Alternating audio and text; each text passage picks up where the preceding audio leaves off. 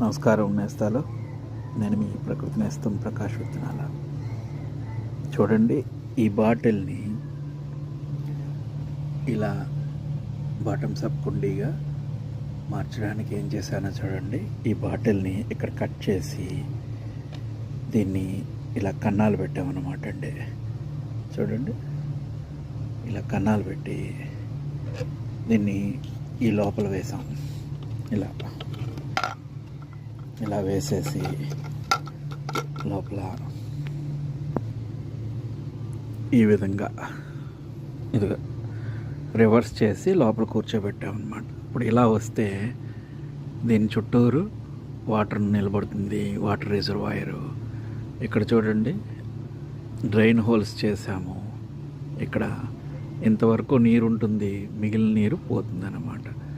so